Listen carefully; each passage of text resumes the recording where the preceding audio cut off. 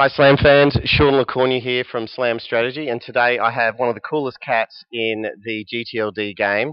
Yes, I have Frank Shilling here from Uniregistry. How are you going, Frank? Never better, thank you. Fantastic, mate.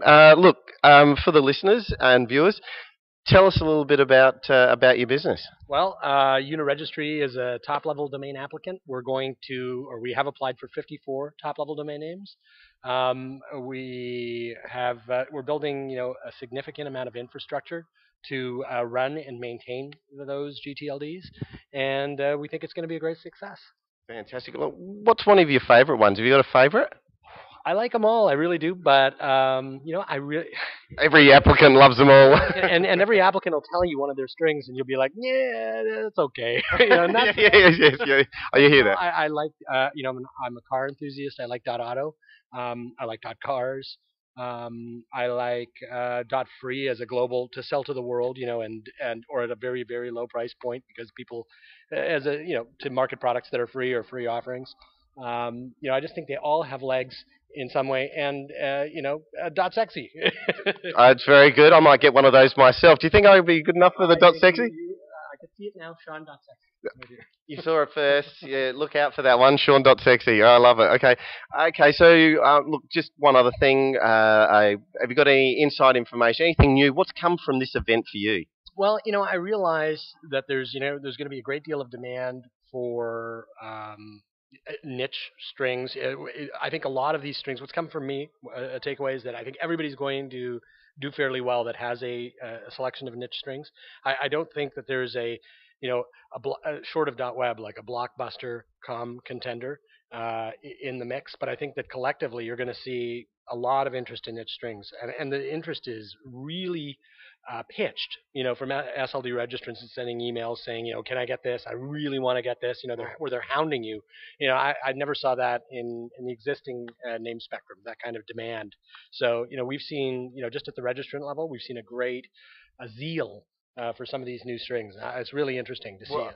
I suppose this whole the whole development of this industry has really made it more prominent in the industry than what it was before. It was basically just .com and .net, but now that there are so many more, there's so many more touch points for potential interest for different people. Absolutely. I mean, I may not be interested in .com, but I'm definitely interested in .sexy. And when you're interested in .sexy, you're really interested in .sexy. I think that's the difference. It's palpable. There's the people who inquire are just so much more viscerally attracted to these extensions. So it's an interesting thing to watch.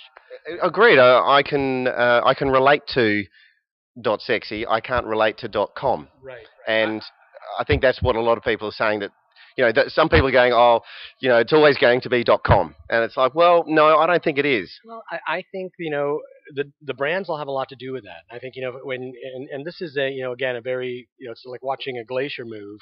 But then, and you're like, oh, that I see the glacier and it's coming, but it's, it's barely moving, and then one day you wake up and the glacier's on top of you because I mean, it is moving, you've got to be careful. That it is in motion, even though it moves slowly. And I would say that a lot of that depends on the brands. So the brands will go out and get, we've seen BMW. BMW applied in this round. An Audi. You're going to have a Audi. Ferrari. Right. So Bentley. You are going to drive down your freeway, and you're going to see a billboard that says, 320i.BMW or I love my A8.Audi. It just makes sense to me. These are going to be your URLs, or drive.Audi, drive.BMW, and as Mercedes didn't apply. And as they drive down that freeway and they see, Lars, how come we don't have our name on the billboard? Yeah, well, and, Facebook didn't apply either, so... I'm astonished that a company that, helps people place content online has no mechanism for giving people an option on how they label their content online. Something big there. They did. And I wrote an article on my blog just recently about the brands and how I think they're going to impact on Facebook, because they've got big databases of people, obviously. Right.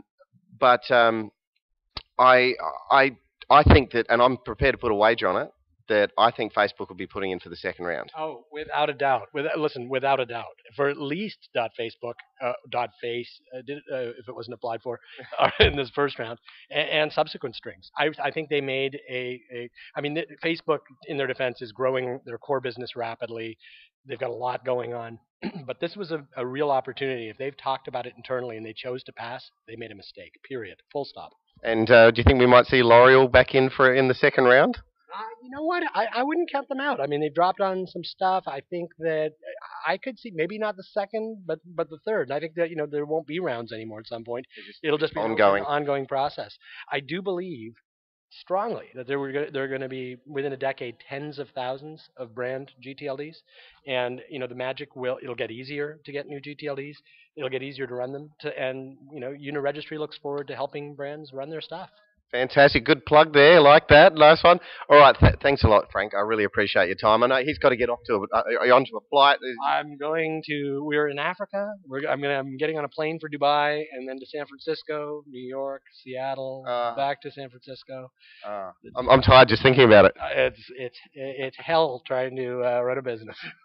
All right. Thanks, guys. Thanks, Frank, for his time. Keep up to date with all the things that we're doing in this space. We're here for a couple more days, and there'll be some other interviews that we're also going to be doing. All right, thanks very much, and bye for now.